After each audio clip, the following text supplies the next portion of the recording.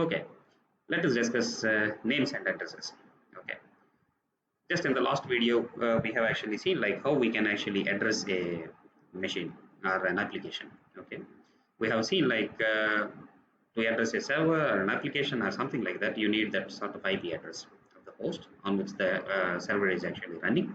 Okay, and we also have discussed like we also need this sort of uh, uh, port number as well. Okay, so we have discussed like we need both the IP address of the machine host and also like you need the this sort of port number. And most often like this would be a fixed port number, okay, for specific applications. So we have already discussed like for HTTP it is port number 80, okay, well-known port numbers. But then like, do you see any problem with this one? In internet we are talking about like billions of devices, okay. We have this sort of huge number of IP addresses, okay. What's the major drawback with having these sort of IP addresses? Okay, the major drawback is, say for example, like think about this scenario. There are billions of devices. I will give you all these sort of IP addresses, IPv4 or v6 addresses. Can you remember all of them? That's a huge problem, isn't it? So it is very difficult to remember these IP addresses for a human being. Okay, what's the answer for that? The idea is, can we be able to replace these sort of IP addresses with some sort of host names?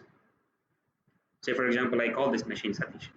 Okay, then it is easy for me to remember this machine. Okay, think about the same situation, like say for example, if all of your friends, okay, you remember by the some numbers, okay, some random numbers which you allocate them, and then like you call them by that name number, and then like you will try to remember them by that number. Will you be able to do it? It's a huge problem. Okay, so the same way, like to identify these sort of servers, we can give some sort of host names, but still the problem is IP addresses are necessary to contact the server. Say, for example, you cannot contact the server with whatever the host name which you define. Okay, so that's also one of the things like which you should be considering. So then, say for example, you can give a machine both a host name and also an IP address. How to be able to translate these host names to an IP address? Say for example, if you are trying to contact a server, okay, and if you know its host name, how you can contact the server? Okay, how you can actually figure out its IP address and be able to contact with that one. Okay, that's a big problem. There are several solutions for that one. During the initial years, okay, say for example during the times of ARPANET, from the times of ARPANET, people maintained these sort of host.txt files.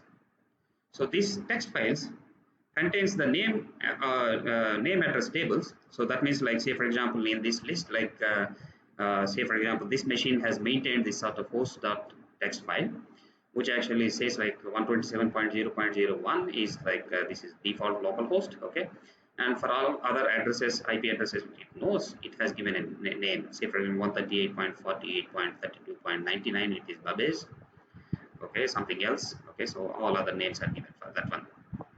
So that means like whenever this machine wants to talk with Babes, okay, so it can basically go to this file, find this IP address, okay, and then like it can try to contact the server using this IP address.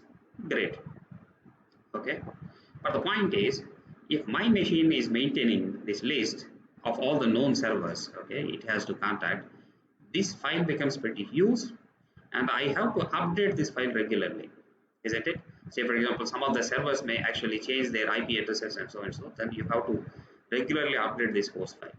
That's one big problem. Okay, and again, here we are talking about billions of machines connected to the internet. Would you like to maintain billions of records on with this host.txt file on all the machines in internet? That's not an ideal solution, isn't it? So that means like this solution cannot actually scale to large networks. Okay, ARPANET actually faced this problem. For that one, like they created the names with say for example institute ID dot that machine ID. Okay, something like that one. Okay, today there exist much better solutions. One of them is DNS. Okay, which we will be discussing in the next video. Thank you. Again, as I always mention, for this unit, this is the reference. Okay, please read through this chapter. Thank you.